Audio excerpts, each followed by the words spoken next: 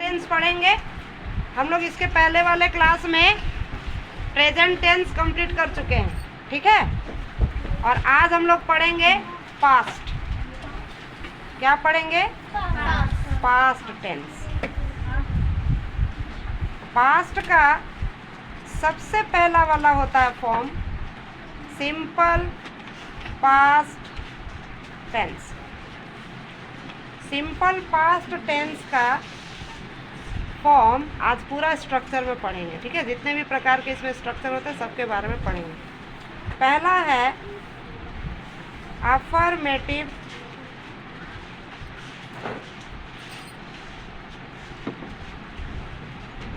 Structure. Subject plus verb two. जितना verb form लिखा है ना उसमें वर्ब टू जो होता है वही आता है यहाँ पर। प्रेजेंट में वर्ब वन आता था, है ना। परफेक्ट में वर्ब थ्री आता था और कंटिन्यूअस में वर्ब फोर आता था। लेकिन पास्ट में वो भी सिंपल में वर्ब टू आएगा, ठीक है। Verb two plus object. दूसरा है नेगेटिव स्ट्रक्चर। नेगेटिव स्ट्रक्चर में सब्जेक्ट और वर्ब टू को तोड़ेंगे अगर हम नेगेटिव में बनाने के लिए तो डिड का इस्तेमाल होता है। Did plus not.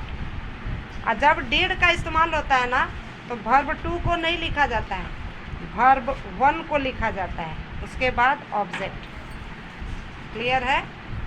तीसरा में interrogative structure.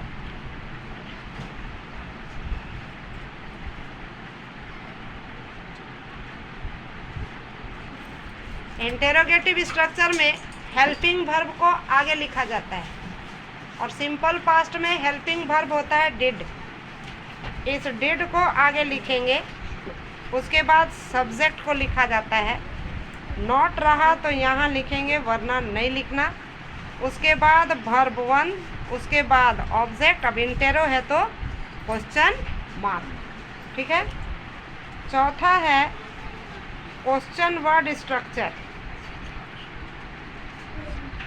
Question word structure में क्वेश्चन वर्ड वाले शब्दों को, जितने भी वर्ड्स हैं, कौन कौन से वर्ड्स हैं?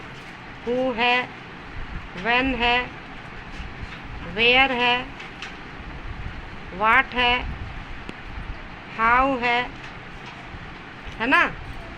और ये जितने भी वर्ड्स हैं इन सभी वर्ड्स के लिए आपको सबसे पहला पोजीशन में लिखना पड़ेगा। इसमें से कोई भी एक वर्ड आएगा तो उसके बाद डिड का इस्तेमाल करेंगे। उसके बाद सब्जेक्ट। नॉट रहा तो यहाँ इस्तेमाल करना, चूँकि डिड लग चुका है इसलिए वर्ब वन लिखेंगे, उसके बाद ऑब्जेक्ट। क्लियर है। याद रखना इसमें जब भी डिड का इस्तेमाल होता है, जिस सेंटेंस में भी डिड का इस्तेमाल होगा उस सेंटेंस में वर्ब का पहला फॉर्म लिखा जाएगा।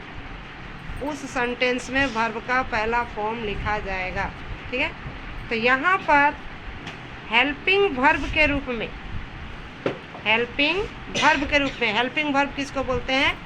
उस वर्ब को बोला जाता है जो सेंटेंस को कंप्लीट करने में हेल्प करता है, इसलिए इन शब्दों को हेल्पिंग वर्ब कहा जाता है।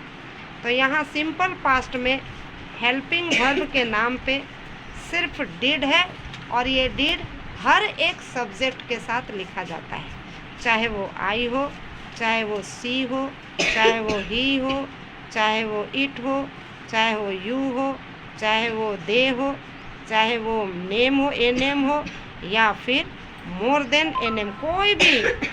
कोई भी सब्जेक्ट होता है ना तो वहाँ पे हम लोग डिड का इस्तेमाल करते हैं। यहाँ किसी भी प्रकार का चूज़ नहीं करना है, ऑप्शन है ही नहीं, एक ही है यहाँ डिड। क्लियर है, समझ में आया।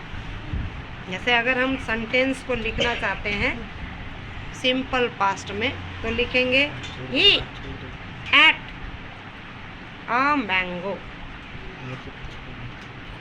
ही एट अ मैंगो। एट मतलब ईट का सेकंड फॉर्म एट होता है। He ate a mango. Clear हुआ।